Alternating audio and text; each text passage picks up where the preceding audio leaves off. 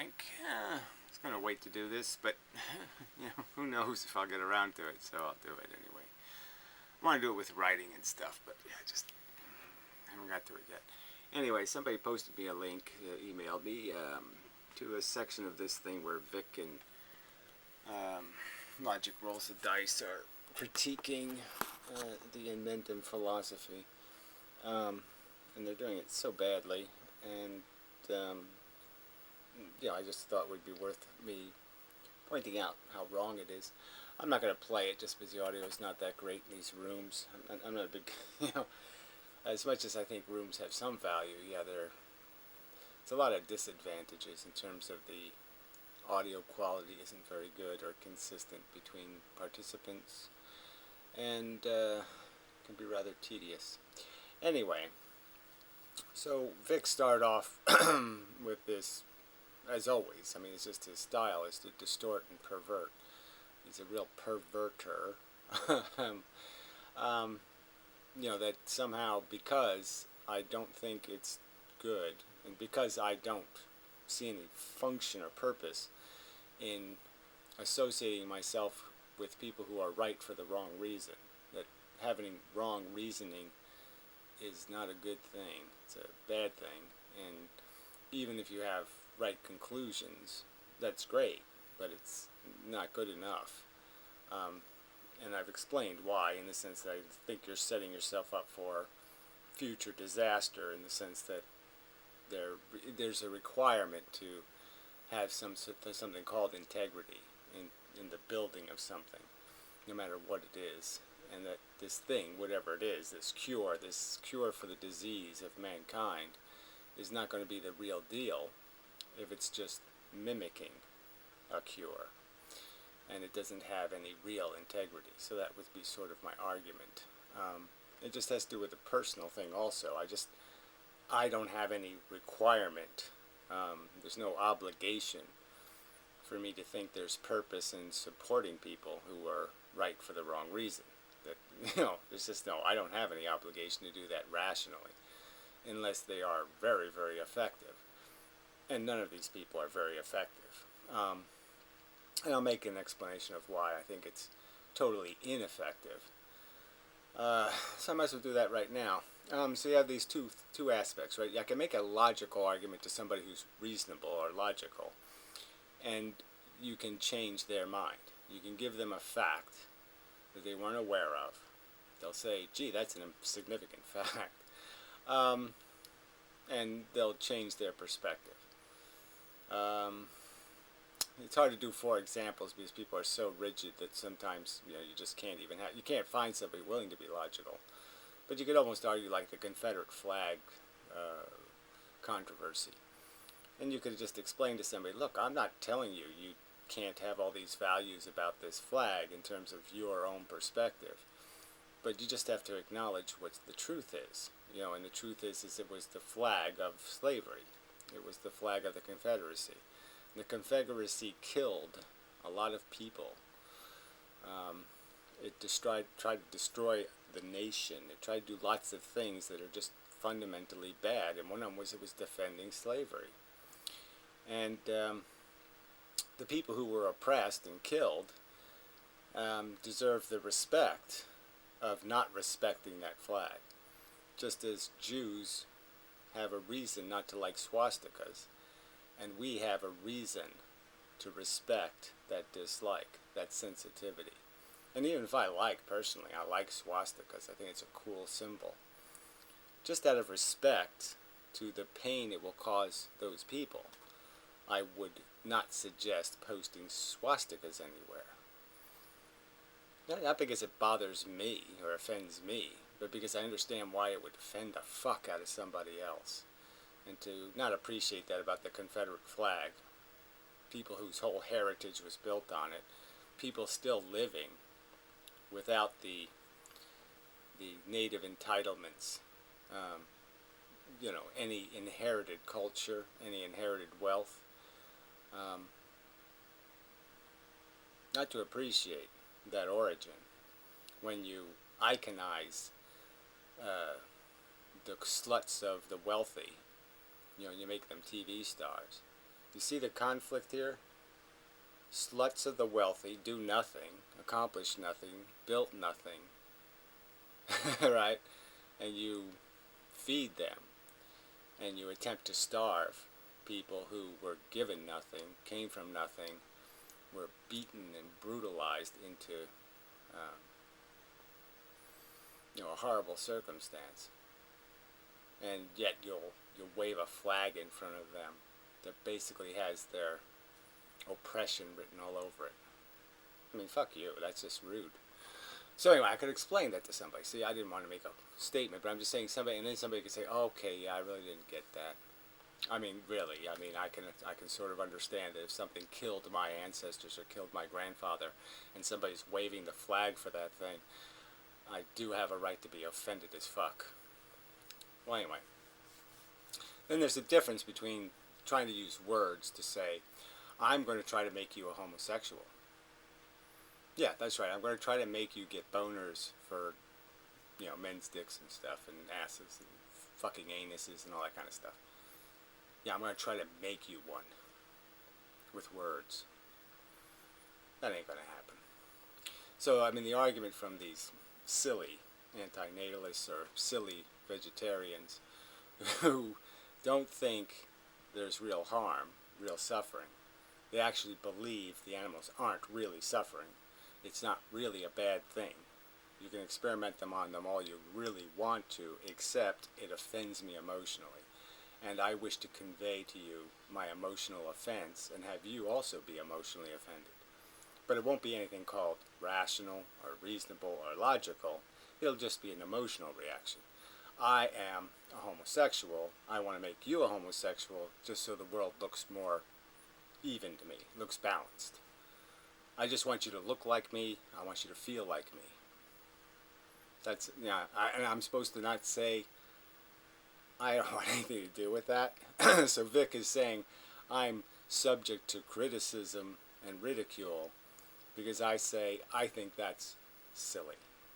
To sit there and for me to sit there and say I'm going to try to convince somebody to like chocolate ice cream more than vanilla ice cream just because I like chocolate ice cream more than vanilla ice cream. I mean, come on. So anyway, I'm certainly, Vic implied that I would rather have a world where people did the wrong thing for the wrong reason than to have a world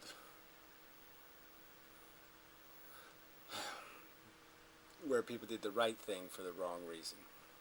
And of course, I'd rather have a world where people did the right thing for the wrong reason. So I'll just say that explicitly. So his implication is nonsense. The argument is, what should I affiliate myself with? What should I sanction and defend and fight for and facilitate and help? And I'm not going to help people trying to talk people into being a homosexual. I just think that's idiotic. People trying to talk people into being emotionally sensitive to animals is silly, in my opinion. Nonsense. And I don't even believe it for their own perspective. I think it's just a lie for somebody to tell me that they don't have any bigotry when it comes to personal sensitivity bigotries when it comes to all of the animal kingdom. They love pigs and cows and dogs and cats all the same. I don't think that's even possible emotionally.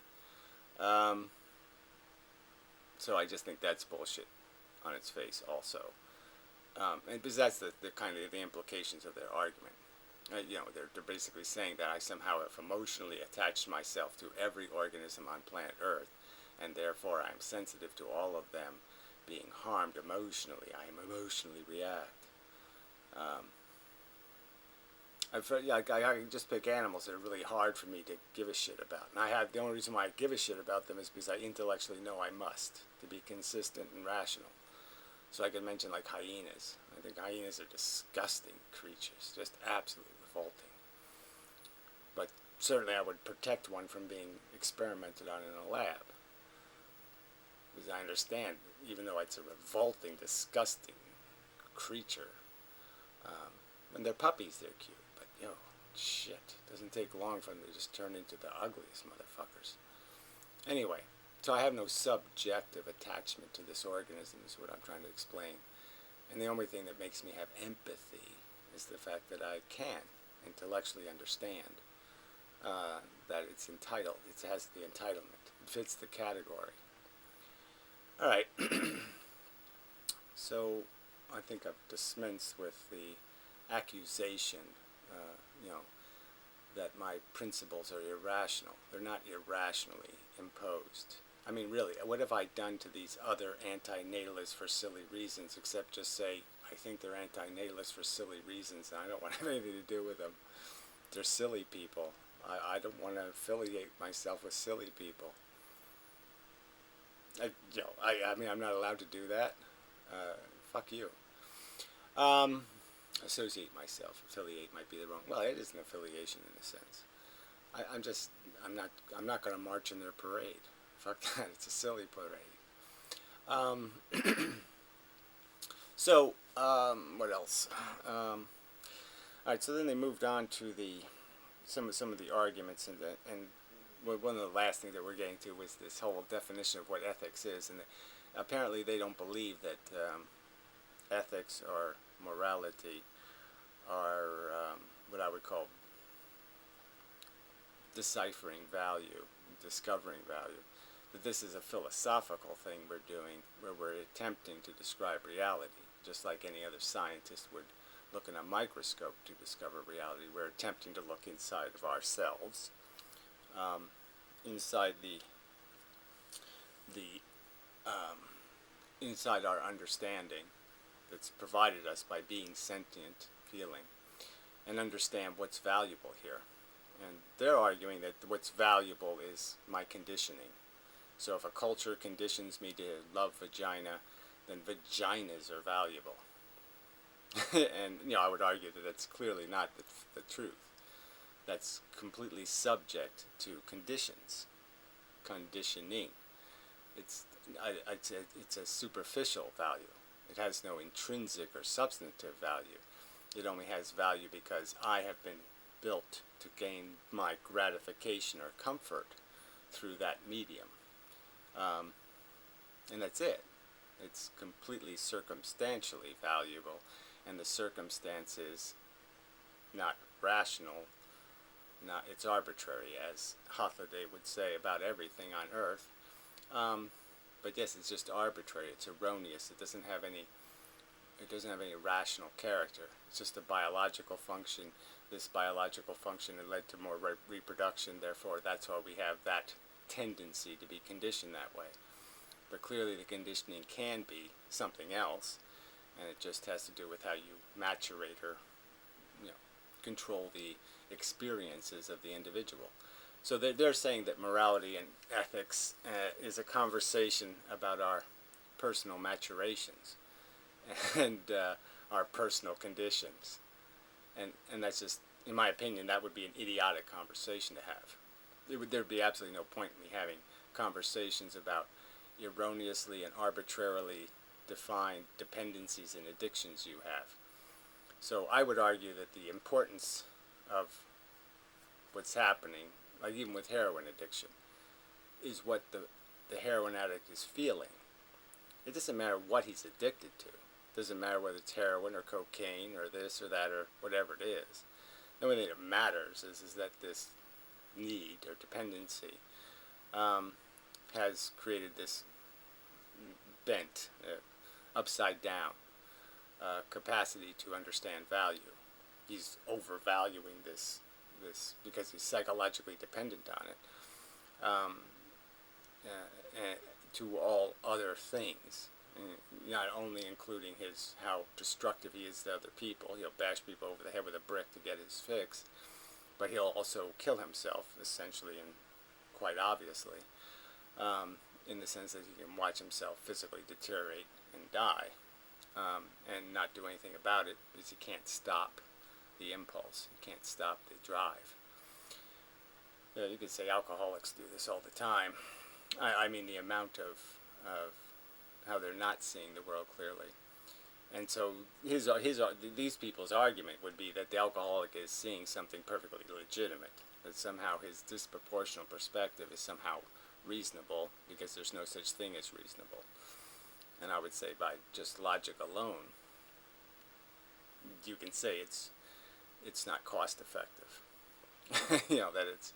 That it is not a condition you wish to be in, and in that sense it's unethical or immoral to create one of those things because they can't possibly function in any kind of balanced comfort to misery ratio.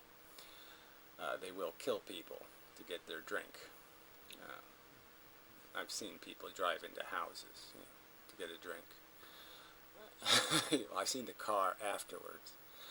A couple of times, actually. I've known I've known many drunks, but I've actually known 2 drunks that drove into houses. I mean, it's not that common, the fact that I've known personally 2 that have mastered the feat. I guess that's like getting struck by lightning a couple of times or something. I mean, it's worth mentioning, I suppose. A weird circumstance. Again, and why should weird circumstances define our understanding of reality? We're attempting to describe reality, and they're saying there is no description of value reality. And quite obviously I'm saying, well, I've personally experienced consciousness, and it's clear to me anyway that there's this thing called a bad and a good, and they're obviously doing exactly what you think bad and good would do, which is being reciprocals of each other with a neutral in between. And all you really are stuck with is trying to figure out which one's positive and which one's negative, which really isn't hard to do, right? You can figure up and down, and identify the sensation that has the profit and which one is the loss. All right, where else did they go? So anyway, this is a big thing with logic rolls the dice. Is the argument that these conditional perceptions are somehow what we really are, and we're not our basic function. So where I'm arguing that what's significant here is plastic bottle. The capacity, size doesn't really matter. We're really just measuring the plasticness, and they're the same. Plastic. They got the labels, they got caps, they're plastic. In every significant respect, they're the same. And so when I'm making the same argument, I'm saying our capacity to feel is the same. He's saying the important aspect of what we're doing is not feeling, but our conditioned character. So what we want is more important than the fact that we want. The fact that we want doesn't mean anything. What we want somehow does mean something. And that's what I would say that's cart before the horse kind of thing. That's just getting it so backwards. The thing that matters is the capacity to want, the capacity to feel, the capacity to have good and bad sensations. That's the thing where we are same in our basic function. We have the capacity to be tortured, and we have the capacity to be comforted. And that sameness is the sameness I'm arguing you have to respect. And so when you treat this sensitive organism a certain way, you have to treat the other sensitive organisms the same way, because they have the basic capacity to be tortured and capacity to be comforted. And that's all you're really bargaining for yourself is comfort. And to deny something else that same comfort is just to deny what's obvious. Obvious in the sense that it's so easy for us to see it. I mean, we just have to use a tiny bit of imagination to imagine ourselves in somebody else's circumstance, to be able to see from their perspective. We can understand their pain, which is the same as feeling their pain for all practical purposes. If you're smart, understanding something is the same as being the something. If you have any kind of imagination at all, you can understand it. And in some respects you can understand it even better because you are outside of yourself, so you're outside of your bullshit. And again, the simplest argument I can make is that you clearly see the connection. You clearly understand bad when it's happening to you, and you clearly understand that bad creates an ought when it's happening to you. And so all we're really saying is that the same conditions exist when it's happening to somebody else. And so I sort of made this argument in the what the fuck, but I'll say it again. You really only have two choices as nihilists, or as fantasy, as to whatever these people are. Let's turn philosophy into science fiction.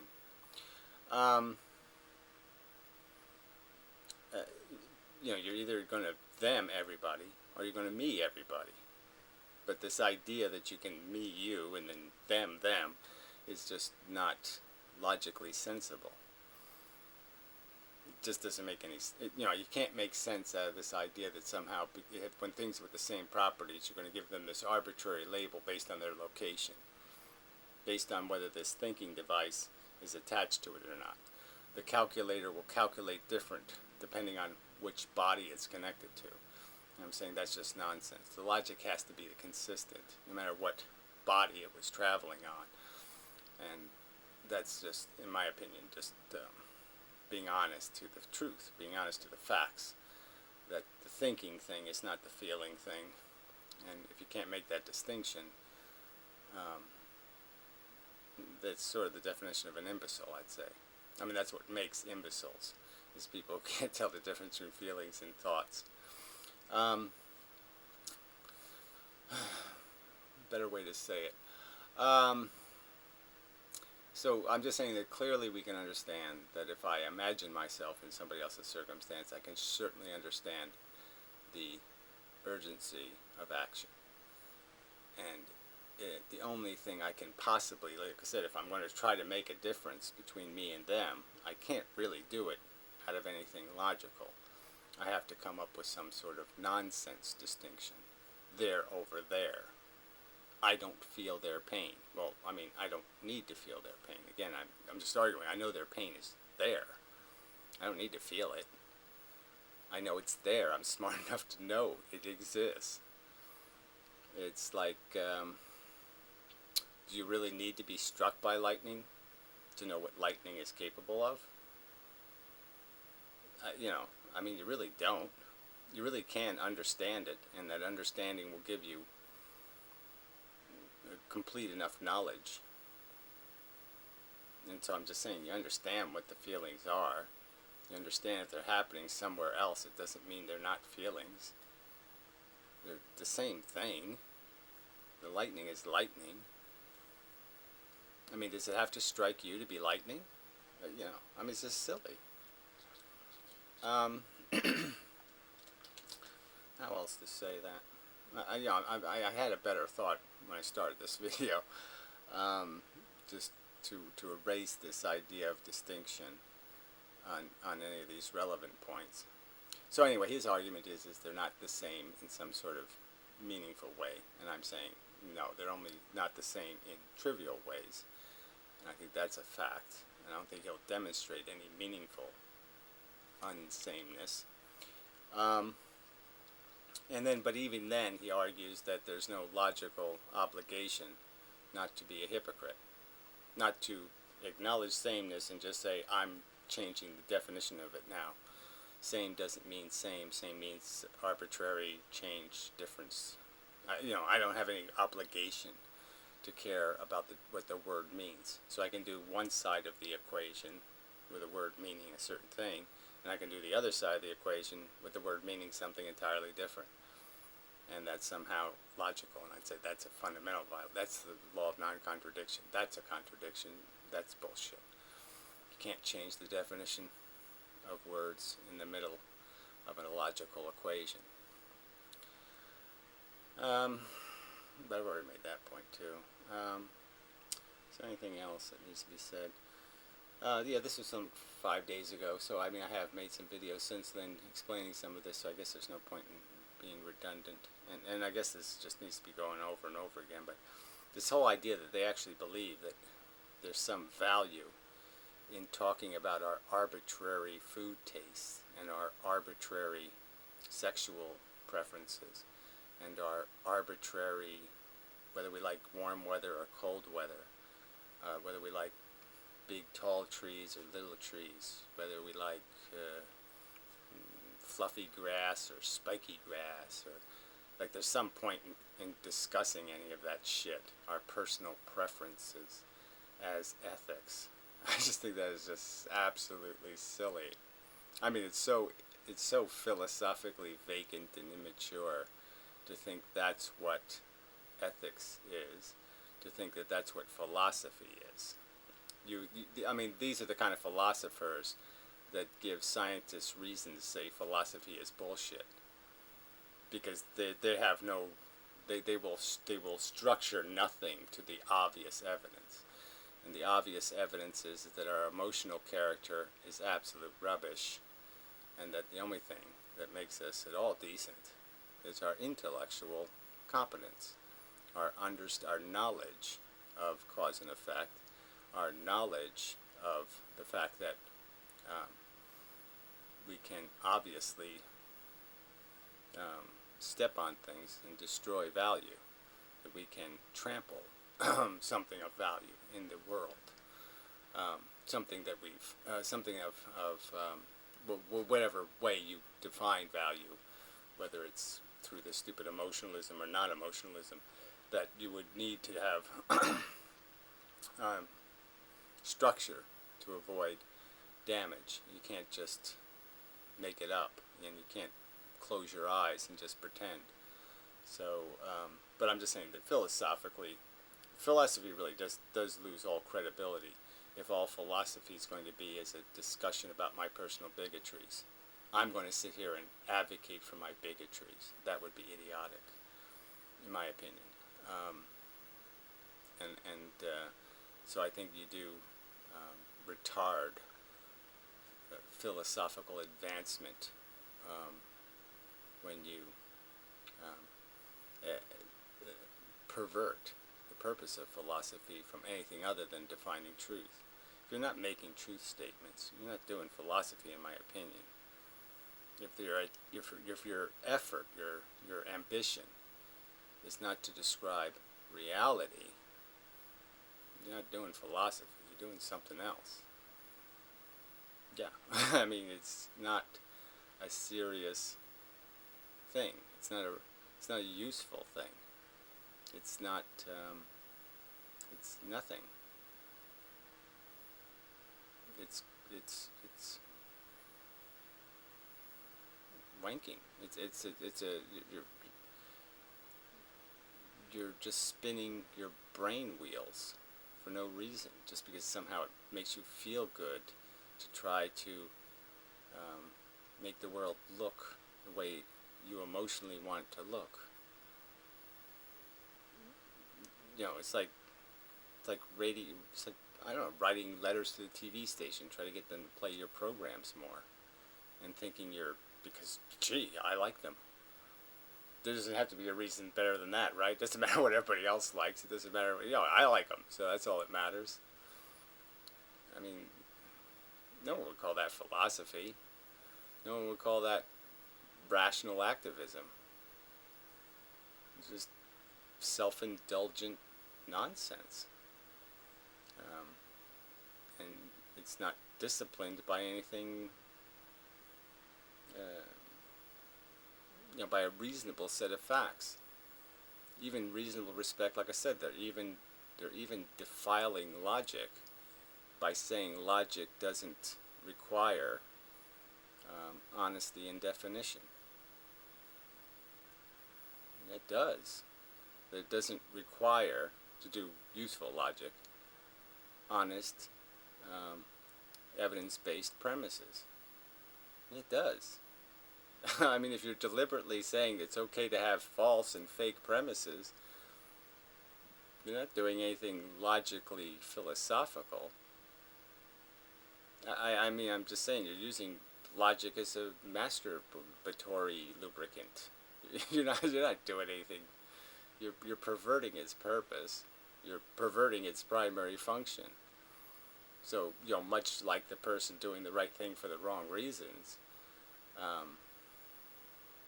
it's a corruption that is, creates critical flaw, critical threat to functionality. And yeah, you ruin the subject of philosophy if you say philosophy is about discussing our personal conditioned fantasies, our arbitrary and erroneous personal taste. Silly. Alright, I've been redundant enough. Yeah, but, fuck these people. Idiots. I'm sorry. There's no other way to say it. There's nothing else to. I mean, I can't say it. I'm sorry. Your premises are idiotic. To tell me seriously with a straight face that my emotional character is where the truth lies, the truth of value, is in my personal preferences and addictions. It's just idiotic. Idiotic. It's just idiotic.